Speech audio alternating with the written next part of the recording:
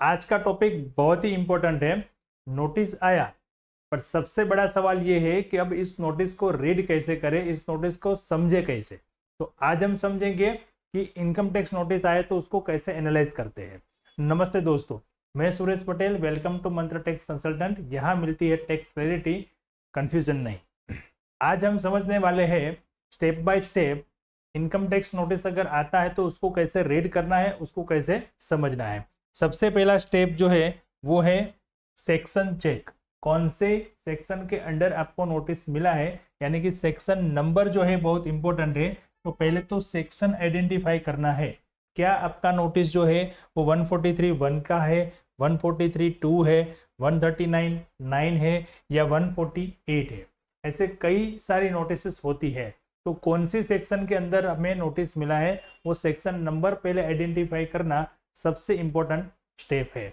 तो पहले स्टेप में हमें देखना है कि नोटिस जो है वो कौन सी सेक्शन के अंडर इश्यू हुई है।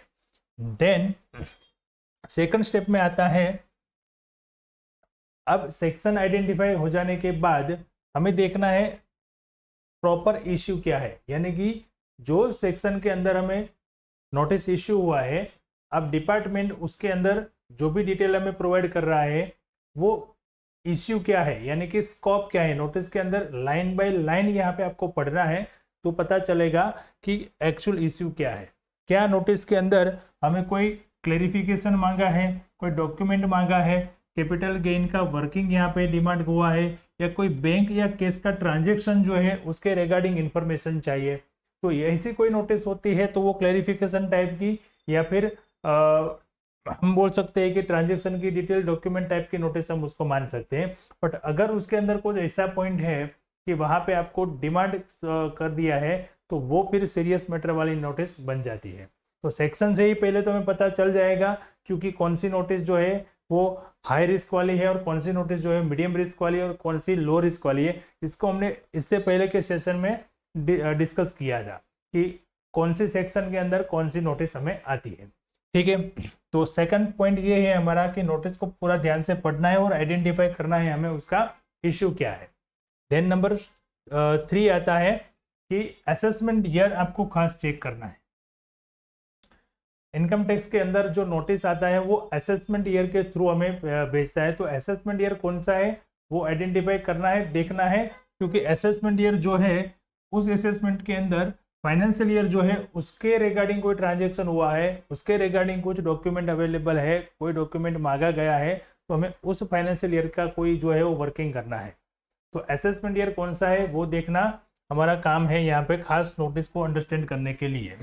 जैसे फॉर एग्जाम्पल हम मान ले कि असेसमेंट ईयर अगर 25-26 है तो उसका फाइनेंशियल ईयर हो जाता है 24-25।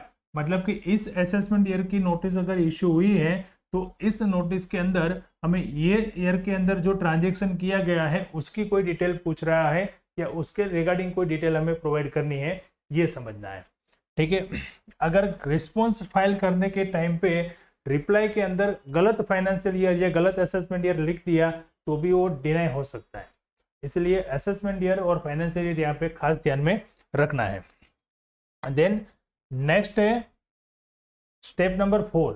यहाँ पे नोटिस हमें जिस सेक्शन के अंदर आया है वो रिस्क क्या है, मतलब कि जो नोटिस हमें मिला है उसका रिस्क लेवल क्या है, हाई रिस्क है, लो रिस्क है या मीडियम, यानी कि खाली इंफॉर्मेशन कॉल वाली नोटिस है। तो यहाँ पे हम देखेंगे कि जो इनकम टैक्स की नोटिस ज्यादातर जो भी सेक्शन में आती है उस रिगार्डिंग यहाँ पे 143(1) और 139(9) ये जो नोटिस है ये लो रिस्क वाली हम कहते हैं, क्योंकि इसके अंदर ज्यादातर जो है वो क्या है, क्लैरिफिकेशन मांगा जाता है या रिटर्न रिवर्स करने का बोला जाता है अगर डिफेक्टिव रिटर्न है कुछ भी। तो ठीक है, 142(1) जो है ये थोड़ा मीडियम रिस्क वाली यहाँ पे उसको हम बोल सकते हैं, क्योंकि इसमें स्क्रूटनी की प्रोविजन है। तो पूरी डिटेल जो है वो डिटेल में चेक की जाएगी, इनकम डिडक्शन कुछ भी है वो सारी चीजें। और ये सब जो सेक्शन है 143(2), 148, 156 और 144 ये हाई रिस्क वाली नोटिस है, क्योंकि इसके बाद जो है आपको ऐसा भी हो सकता है कि कभी अपील का राइट्स भी ना मिले और टैक्स डिमांड हो जाए और आपको सीधा वो पे करना बन जाए। तो नोटिस कौन सी सेक्शन की है वो पहले चेक करो, उसके बाद उसको प्रॉपर रीड करके एनालाइज करके समझो कि नोटिस के अंदर आखिर डिपार्टमेंट क्या चाहता है। Assessment year, financial year check करो और इस तरीके से उसका रिस्क लेवल क्या है वो चेक करिए। उसके बाद नोटिस के अंदर हमें खास ध्यान में रखना है टाइमलाइन।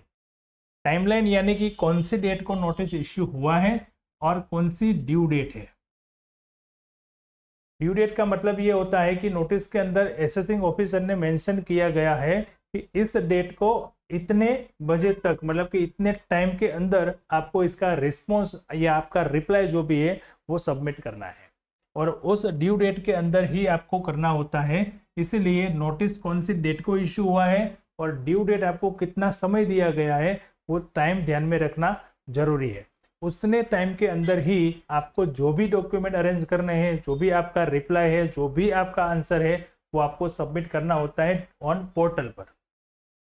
ठीक है, तो इस तरीके से स्टेप बाय स्टेप अगर आप नोटिस को समझते हो तो आपके लिए रिप्लाई देना काफी इजी हो जाता है। नोटिस के रिप्लाई के अंदर नोटिस को डिटेल में समझना ही प्रोफेशनल मैच्योरिटी की जाती है।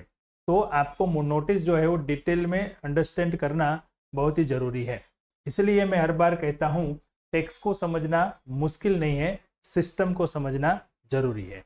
मिलते हैं नेक्स्ट एपिसोड।